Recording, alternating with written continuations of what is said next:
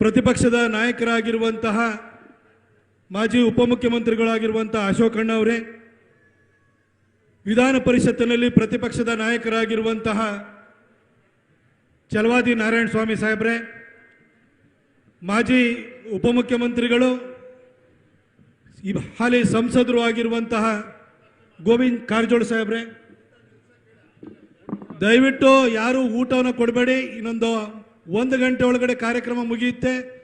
ಅಲ್ಲಿ ಊಟದ ಕೌಂಟರ್ ಹತ್ರ ಯಾರಿದ್ರೆ ದಯವಿಟ್ಟು ಊಟ ಕೊಡಬೇಡಿ ಇವಾಗಲೇ.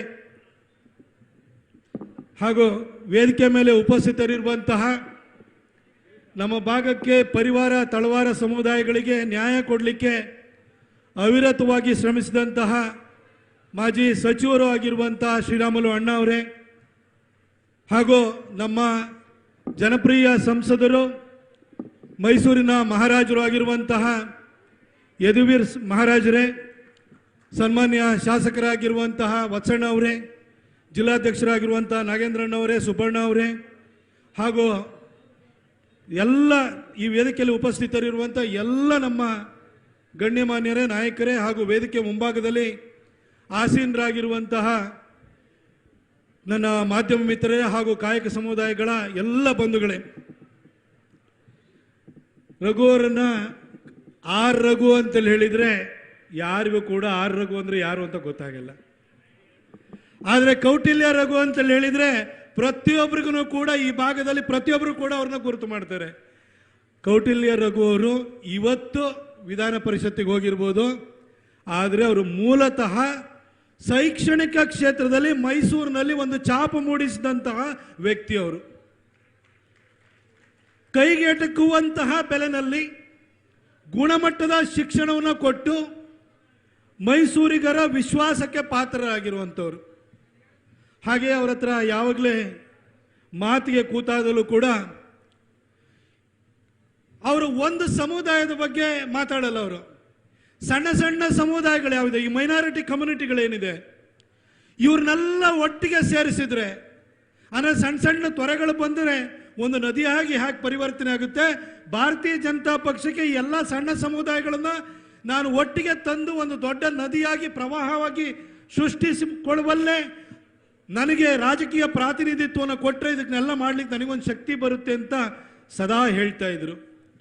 ಅದನ್ನು ಅರ್ಥ ಮಾಡಿಕೊಂಡು ಗುರುತಿಸಿ ನಮ್ಮ ರಾಜ್ಯ ನಾಯಕರುಗಳಾಗಿರುವಂತಹ ರಾಜ್ಯಾಧ್ಯಕ್ಷರಾದಂಥ ವಿಜೇಂದ್ರ ಅವರು, ಪ್ರತಿಪಕ್ಷದ ನಾಯಕರಾಗಿರುವಂಥ ಅಶೋಕಣ್ಣವರು, ನಮ್ಮ ಪಕ್ಷದ ಎಲ್ಲ ನೇತಾರರು ಸೇರಿ ಅವರಿಗೊಂದು ಪ್ರಾತಿನಿಧಿತ್ವವನ್ನು ಕೊಟ್ಟಿದ್ದಾರೆ. ಅದಕ್ಕೋಸ್ಕರ ಎಲ್ಲ ಕಾಯಕ ಸಮುದಾಯಗಳ ಪರವಾಗಿ ನಮ್ಮ BJPಯ ನಾಯಕತ್ವಕ್ಕೆ ನಾನು ಧನ್ಯವಾದವನ್ನು ಹೇಳಲಿಕ್ಕೆ ಬಯಸ್ತೇನೆ. ನೇರವಾಗಿ ಒಂದು ಎರಡೇ ವಿಚಾರ, ಯಾಕೆಂದರೆ ಎಲ್ಲರೂ ಮಾತಾಡಲಿಕ್ಕಿದೆ. BJPನಲ್ಲಿ ನಾವು ಅಹಿಂದ ಅಂತ ಬೋರ್ಡ್ ಹಾಕೊಂಡು ಓಡಾಡಲ್ಲ, ಆದರೆ ಸಣ್ಣ ಸಣ್ಣ ಜಾತಿ ಜನಾಂಗಗಳಿಗೆ ಯಾರಾದರೂ ಈ ರಾಜ್ಯದಲ್ಲಿ ಅತಿ ಹೆಚ್ಚು ಪ್ರಾಧಾನ್ಯತೆಯನ್ನು ಕೊಟ್ಟಿದ್ರೆ, ಈ ಸೋಷಿಯಲ್ ಇಂಜಿನಿಯರಿಂಗ್ ಅಂತ ಹೇಳ್ತಾರಲ್ಲ, ಅದನ್ನು ಕರ್ನಾಟಕದಲ್ಲಿ ಸೂಕ್ತ ರೀತಿಯಲ್ಲಿ ಕಳೆದ 25 ವರ್ಷಗಳಲ್ಲಿ ಪ್ರಯೋಗವನ್ನು ಮಾಡಿದರೆ ಅದು ಸನ್ಮಾನ್ಯ BS ಯಡಿಯೂರಪ್ಪ ಸಾಹೇಬ್ರದು. ಈ ಭಾಗದಲ್ಲಿ 1981ರಲ್ಲಿ ಏರಿಯಾ ರಿಸ್ಟ್ರಿಕ್ಷನ್ ಆಕ್ಟ್ ಬಂದಾದ ನಂತರ ನಮ್ಮ ನಾಯಕ ಸಮುದಾಯಕ್ಕೆ, ನಮ್ಮ ST ಸಮುದಾಯಕ್ಕೆ ರಿಸರ್ವೇಷನ್ ಅನ್ನು ಕೈ ತಪ್ಪಿ ಹೋಗಿತ್ತು. 40 ವರ್ಷಗಳ ಕಾಲ ಸತತವಾಗಿ ಹೋರಾಟವನ್ನು ಮಾಡ್ತಾ ಇದ್ರು. ಅವರಿಗೆ ನ್ಯಾಯವನ್ನು ಕೊಡಬೇಕು ಅನ್ನೋ ಪ್ರಶ್ನೆ ಬಂದಾಗ ಯಡಿಯೂರಪ್ಪ ಸಾಹೇಬರು ಮುಖ್ಯಮಂತ್ರಿ ಆಗಿದ್ರು. ಆಗ ನಮಗೆ ಕುಲಶಾಸ್ತ್ರೀಯ ಅಧ್ಯಯನ ಮಾಡಬೇಕು ಅಂತ ಹೇಳಿ ಅದು ಸುಪ್ರೀಂ ಕೋರ್ಟ್ನ ಆದೇಶದ ಅನ್ವಯ ಅದು ಕಡ್ಡಾಯವಾಗಿತ್ತು. ಹಾಗಾಗಿ ಇಲ್ಲೇ ಮೈಸೂರಿನಲ್ಲಿ KSTR ಅಂತ Karnataka state tribal research institute ಅಂತ ಮಾಡಿ ಸುಮಾರು 10 ಕೋಟಿಗಿಂತ ಜಾಸ್ತಿಯನ್ನು ಕೊಟ್ಟು ಆ ಕುಲಶಾಸ್ತ್ರೀಯ ಅಧ್ಯಯನ ಮಾಡಿದಂಥವ್ರು ಇವತ್ತು ನಾಯಕ ಸಮುದಾಯಕ್ಕೆ ನಾವು ಅವ್ರನ್ನ ST ಕ್ಯಾಟಗರಿಗೆ ನಮ್ಮಲ್ಲಿ ಪರಿವಾರದವ್ರನ್ನ ಸೇರಿಸಿದ್ರೆ ಅದಕ್ಕೆ ಯಡಿಯೂರಪ್ಪ ಸಾಹೇಬ್ರೆ ಮೂಲ ಕಾರಣೀಭೂತರು. ಅದಾದ ನಂತರ ನಮ್ಮ ಸರ್ಕಾರ ಬಂದಾದ್ಮೇಲೆ ನಮ್ಮ ಶ್ರೀರಾಮುಲು ಅಣ್ಣ ಇಲ್ಲೇ ಇದ್ದಾರೆ. ಶ್ರೀರಾಮುಲು ಅಣ್ಣ ಇರ್ಬೋದು, ಅನಂತ್ ಕುಮಾರ್ ಸಾಹೇಬ್ರು ಇರ್ಬೋದು, ಪ್ರಹ್ಲಾದ್ ಜೋಶಿ ಅವರು ಇರ್ಬೋದು, ಸದಾನಂದ ಗೌಡರು ಇರ್ಬೋದು, ನಾವೆಲ್ಲ ಸಂಘಟಿತವಾದಂಥ ಪ್ರಯತ್ನ ಮಾಡಿ ಈ ಭಾಗದಲ್ಲಿ ಅಪ್ಪಣ್ಣ ದೊಡ್ಡ ಹೋರಾಟವನ್ನು ಮಾಡಿದ್ರು. ಹಾಗೆ ಸಿದ್ದರಾಜಣ್ಣನು ಇದ್ರು, ನಮ್ಮ ಮೇಯರ್ ಶಿವಕುಮಾರ್ ಇದ್ರು, ಎಲ್ಲರೂ ನಾವು ಸಂಘಟಿತವಾಗಿ ಪ್ರಯತ್ನ ಮಾಡಿದ್ರು. ಯಡಿಯೂರಪ್ಪ ಸಾಹೇಬರು ಯಾವ ಉದ್ದೇಶವನ್ನು ಇಟ್ಕೊಂಡೋಗಿದ್ರು ಆ ಉದ್ದೇಶವನ್ನು ಈಡೇರಿಸಿ ಇವತ್ತು ಪರಿವಾರ ಸಮುದಾಯಗಳಿಗೆ ಮೈಸೂರು ಭಾಗದಲ್ಲಿ ನ್ಯಾಯ ಕೊಟ್ಟಿದ್ದು ಬಿಜೆಪಿನೇ ಹೊರತು ಬೇರೆ ಯಾವ ಪಕ್ಷಗಳು ಅಲ್ಲ. ಅದಕ್ಕೆ ಮೂಲ ಕಾರಣೀಭೂತರು ಯಾರು? ನಮ್ಮ ಯಡಿಯೂರಪ್ಪ ಸಾಹೇಬರು. ಹಾಗೆ ವಿಶ್ವಕರ್ಮ ಸಮುದಾಯದಕ್ಕೂ ಕೂಡ ಆ ವ್ಯಕ್ತಿ ಇವತ್ತು ನಮ್ಮ ಜೊತೆಯಲ್ಲೇ ಇರ್ಬೋದು, ಆದರೆ ಆ ವ್ಯಕ್ತಿಗೂ ಕೂಡ ವಿಶ್ವಕರ್ಮ ಸಮುದಾಯಕ್ಕೂ ವಿಧಾನ ಪರಿಷತ್ತಲ್ಲಿ ಪ್ರಾತಿನಿಧಿತ್ವವನ್ನು ಕೊಟ್ಟಂತವರು ನಮ್ಮ ಯಡಿಯೂರಪ್ಪ ಸಾಹೇಬರು. ಒಂದು ಸಣ್ಣ ಸಣ್ಣ ಗಾಣಿಗ ಸಮುದಾಯದವ್ರನ್ನ ಕರ್ಕೊಂಡ್ಬಂದು ಅವರಿಗೆ ರೆಪ್ರೆಸೆಂಟೇಷನ್ ಕೊಟ್ಟರು. ಅವರ ವೆಲ್ಫೇರ್ ಸ್ಕೀಮ್ಗಳಿತ್ತು, ಎಲ್ಲ ಜನರನ್ನು ಕೂಡ ತಟ್ಟಿದು ಇವತ್ತು ಕಾಯಕ ಸಮುದಾಯಗಳ ಒಬ್ಬ ಪ್ರತಿನಿಧಿ ರೀತಿಯಲ್ಲಿ ಇವತ್ತು ಕೌಟಿಲ್ಯ ರಘು ಅವರಿಗೆ, ಸನ್ಮಾನ್ಯ ವಿಜೇಂದ್ರ ಅವರು, ಅಶೋಕಣ್ಣವರು ಹಾಗೂ ನಮ್ಮೆಲ್ಲ ನಾಯಕರು ಪ್ರಾತಿನಿಧಿತ್ವವನ್ನು ಕೊಟ್ಟಿದ್ದಾರೆ. ಬಿಜೆಪಿ ಸದಾ ನಿಮ್ಮ ಪರವಾಗಿರುತ್ತದೆ. ನಾವು ಭಾಷಣ ಹೊಡೆಯಲ್ಲ, ಆದರೆ ಕೃತಿಯಲ್ಲಿ ಮಾಡಿ ತೋರಿಸ್ತೀವಿ ಅನ್ನೋದಕ್ಕೆ ಇದೊಂದು ಉದಾಹರಣೆ ಅಂತ ಹೇಳಲಿಕ್ಕೆ ಬಯಸ್ತೇನೆ. ಈಗ 2 ದಿನಗಳ ಹಿಂದೆ ಮೈಸೂರು ಕ್ರಾಫರ್ಡ್ ಹಾಲ್ನಲ್ಲಿ ನಮ್ಮ SC ಸ್ಟೂಡೆಂಟ್ಸು ನಮಗೆ ರಿಸರ್ಚ್ ಫೆಲೋಶಿಪ್ ಕೊಡಬೇಕು, ನಾವೆಲ್ಲ ಸಂಶೋಧಕ ವಿದ್ಯಾರ್ಥಿಗಳಿದ್ದೀವಿ, ನಮಗೆ ಫೆಲೋಶಿಪ್ ಕೊಡಲ್ಲ ಅಂತೇಳಿ ಹೇಳಿ ಅಲ್ಲಿ ಕೊಟ್ಟಿಲ್ಲ ಅಂತ ಹೇಳ್ಬಿಟ್ಟು 116 ಜನ ಅಲ್ಲಿ ಪ್ರೊಟೆಸ್ಟಿಗೆ ಕೂತಿದ್ರು. ಅಲ್ಲಿಗೆ ಹೋದೆ. ಯಾವ್ಯಾವ ವರ್ಷ ಎಷ್ಟೆಷ್ಟು ಕೊಟ್ಟಿದ್ದಾರೆ ಅಂತ ಹೇಳಿದ್ರೆ 2021-22ರಲ್ಲಿ 173 ಜನ SC ಸ್ಟೂಡೆಂಟ್ಸ್ಗಳಿಗೆ ಫೆಲೋಶಿಪ್ ಕೊಟ್ಟಿದ್ದು ಯಾರಪ್ಪ ಅಂತಂದ್ರೆ, ಸಾರ್ ಇದು ಬಿಜೆಪಿ ಸರ್ಕಾರ, ನಮ್ಮ ಹರ್ಷವರ್ಧನ್ ಅವರು ಕೊಡಿಸಿದ್ರು ಅಂತ ಹೇಳಿದ್ರು. ನಾವು ದಲಿತರು ಅಂತ ಹೇಳ್ಬಿಟ್ಟು ನಾವು ಬೋರ್ಡ್ ಹಾಕೊಂಡು ನಾವು ನಿಮ್ಮ ಹತ್ರ ಭಾಷಣ ಹೊಡ್ಕೊಂಡಿರಲ್ಲ, ಆದ್ರೆ ದಲಿತರ ವಿದ್ಯಾರ್ಥಿಗಳ ಕೈ ಹಿಡಿಬೇಕು ಅಂತ ಹೇಳಿ ಹರ್ಷವರ್ಧನ್ ಮನವಿ ತಗೊಂಡು ಹೋದ ಕೂಡಲೇ ನಮ್ಮ ಬಿಜೆಪಿ ಸರ್ಕಾರ ಅವರಿಗೆ ಅಪ್ರೂವಲ್ ಕೊಟ್ಟು 173 ಜನಕ್ಕೂ ಕೂಡ ನಾವು ಫೆಲೋಶಿಪ್ ಅನ್ನು ಕೊಟ್ಟಂತವರು ನಮ್ಮ ಸರ್ಕಾರ. ಹೀಗೆ ನಾವು ಯಾವಾಗಲೂ ಪರವಾಗಿ ಇದ್ದೀವಿ. ಮುಂದಿನ ದಿನಗಳಲ್ಲೂ ಕೂಡ ಕಾಯಕ ಸಮುದಾಯರು ಬಹಳ ದೊಡ್ಡ ಸಂಖ್ಯೆಯಲ್ಲಿ ಬಂದಿದ್ದೀರಿ.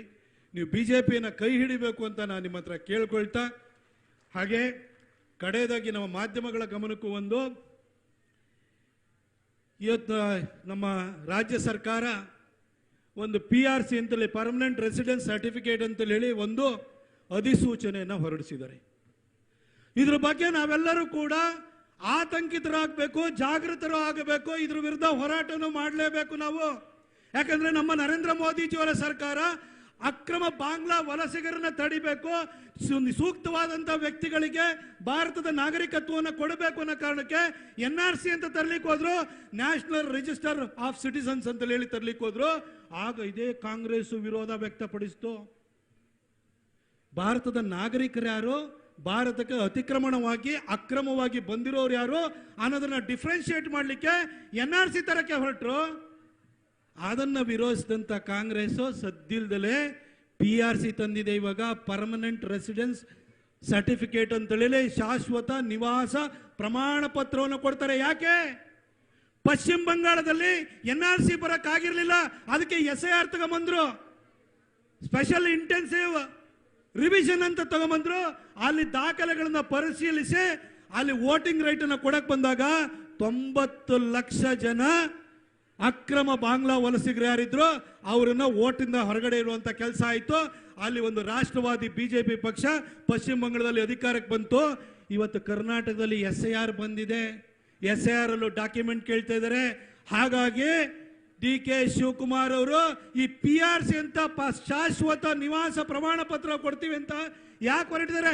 NRC ನ ವಿರೋಧಿಸೋದು, ಅದನ್ನು ಮಾಡುವಂತ ಹಕ್ಕಿರೋದು ಕೇಂದ್ರ ಸರ್ಕಾರಕ್ಕೆ. DK ಶಿವಕುಮಾರ್ ಯಾಕೆ ಮಾಡ್ಲಿಕ್ಕೆ ಹೊರಟಿದ್ದಾರೆ?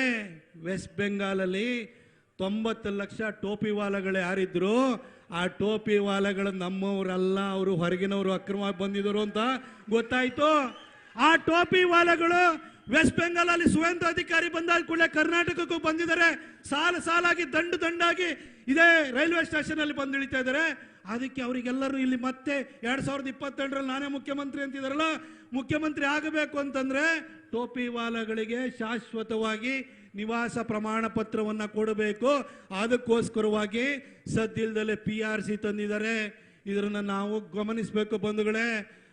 ಸಿದ್ದರಾಮಯ್ಯನವರಾದ್ರೂ ಕೂಡ ನೇರವಾಗಿ ವಿರೋಧಿಸ್ತಾ ಇದ್ರು. ನಮಗೆ ನಮ್ಮ ಹಿಂದೂ ವಿರೋಧಿ ಯಾರು ಅಂತ ಕಾಣಿಸ್ತಾ ಇತ್ತು.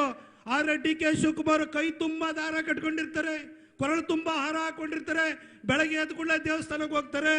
ಇವರೇನು ಹಿಂದೂ ಭಕ್ತರು, ಬಹಳ ಹಿಂದೂ ಪರವಾಗಿದ್ದಾರೆ ಅಂತ ದಯವಿಟ್ಟು ನೀವು ಮಿಸ್ಟೇಕ್ ಮಾಡ್ಕೊಳಕ್ ಹೋಗ್ಬೇಡಿ. ಶಿವನ ಬೆಟ್ಟ ಕಪಾಲೆ ಬೆಟ್ಟವನ್ನ ಏಸು ಬೆಟ್ಟ ಮಾಡಕ್ ಹೋಗಿದೆ ಇದೇ DK ಶಿವಕುಮಾರ್. ದಯವಿಟ್ಟು ಅವರು PRC ತರ್ತಾ ಇರೋದ್ರ ಹಿಂದೆನೂ ಕೂಡ ಉದ್ದೇಶ ಶುದ್ಧಿ ಇಲ್ಲ. ಟೋಪಿ ವಾಲಾಗಳನ್ನ ವೋಟರ್ ಲಿಸ್ಟ್ ಅಲ್ಲಿ ಉಳಿಸಬೇಕು ಅಂತ ಹೇಳಿ ಬಂದಿರುವಂತ ಸಂದರ್ಭದಲ್ಲೇ PRC ತಂದಿದ್ದಾರೆ. ಇದಕ್ಕೆ ನಾವೆಲ್ಲರೂ ಕೂಡ ಇದು ಜಾಗೃತರಾಗಬೇಕು, ಹೋರಾಟ ಮಾಡಬೇಕು ಅಂತ ಹೇಳ್ತಾ ನನಗೆ ಮಾತಾಡಲಿಕ್ಕೆ ಅವಕಾಶ ಮಾಡಿಕೊಟ್ಟ ಎಲ್ಲರಿಗೂ ಒಂದ್ಸಿ ಮತ್ತೊಂದು ಸರಿ ನಮ್ಮ ಎಲ್ಲ ಕಾಯಕ ಸಮುದಾಯಗಳಿಗೆ ಹೇಳಲಿಕ್ಕೆ ಬಯಸ್ತೀನಿ. ನಿಮ್ಮೆಲ್ಲರ ಪ್ರತಿನಿಧಿಯಾಗಿ ರಘು ಅವರನ್ನು ನೀವು ಬೆಳೆಸಿ, ನೀವು ಕೈ ಹಿಡಿರಿ. ಮುಂದೊಂದು ದಿನ ಇನ್ನೂ 10 ಜನಕ್ಕೆ ಪ್ರಾತಿನಿಧ್ಯ ಕೊಡಲಿಕ್ಕೆ ಅವಕಾಶವನ್ನು ಮಾಡಿಕೊಡ್ಲಿಕ್ಕೆ ನೀವು ರಘು ಅವ್ರನ್ನ ಕೈ ಹಿಡಿದು ಬೆಳೆಸಿದ್ರೆ ಮಾತ್ರ BJPಗೆ ಆ ಧೈರ್ಯ ಬರುತ್ತೆ. ಎಲ್ಲರೂ ನಮ್ಮ ಜೊತೆ ಇದ್ದಾರೆ, ನಮಗೆ ಬೆಂಬಲ ಕೊಡ್ತಾರೆ ಅಂತ ಅಂದಾಗ ನಿಮಗೆ ಇನ್ನೂ ಹೆಚ್ಚಿನ ಆದ್ಯತೆಯನ್ನು ಕೊಡಲಿಕ್ಕೆ ಅನುಕೂಲ ಆಗುತ್ತೆ. ದಯವಿಟ್ಟು ಈ ಭಾಗದಲ್ಲಿ ರಘು ಅವರನ್ನ ಕಾಯಕ ಸಮುದಾಯಗಳ ನಾಯಕರಾಗಿ ಬೆಳೆಸಿ ಅಂತೇಳಿ ಹೇಳ್ಬಿಟ್ಟು ಮಾತ್ರ ಮನವಿಯನ್ನು ಮಾಡಿಕೊಂಡು ನನ್ನ ಮಾತನ್ನು ಮುಗಿಸ್ತೀನಿ. ಬೋಲೋ ಭಾರತ್ ಮಾತಾ ಕಿ.